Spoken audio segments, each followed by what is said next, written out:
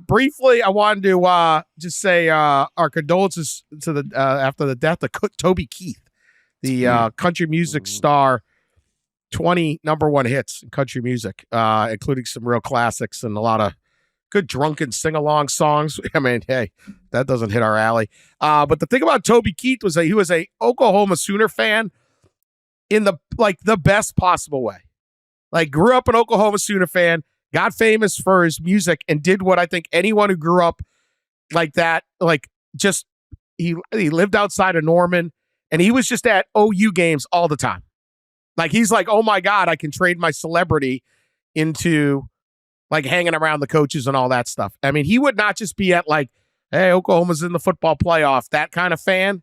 You go to like Kansas State OU women's basketball game on a Tuesday night, and he might be there, courtside. And I think they sang Red Solo Cup the other day as an honor. True college sports fan, Toby Keith. I thought that was pretty cool. Pat, were you there when they sang the... No. Okay. So I was there the day he died, or that it was at least announced that he had died last Tuesday.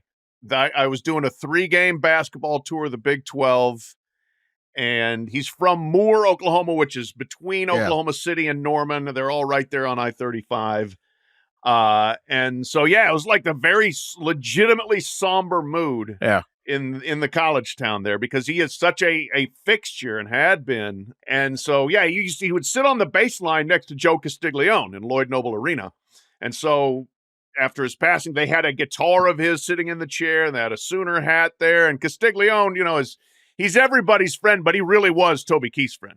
And he was kind of shook up after the game talking about it. And Porter Moser, basketball coach, came into the post-game press conference and lifted a Red Solo cup and said, I wish I had something stronger than water in here, but let's all, raise a cup to Toby Keith right now. And yes, that was not a celebrity fan. That was a fan who was a celebrity. Yeah. He was well legitimately into it. I saw a video of him surface. I think it's from either last year or the year before. And he was at Eskimo Joe's, the famous Oklahoma, the Norman spot. And, it was a single. He was in there, and he was, Stillwater was singing one of his songs. It's a Stillwater. Yeah, Stillwater. Ooh, Are they all over the state? Are they all over the state? No, there's one Eskimo Joe's. Yeah, right. Yeah. Let's not confuse those two things, shall I? Somewhere else. But he, there was a sing along of. I think he was should have been a cowboy or one of his other hits, and he pointed at the camera and said, "You're not singing." What a guy. Yeah, what a guy. Yeah, always respect the real fan.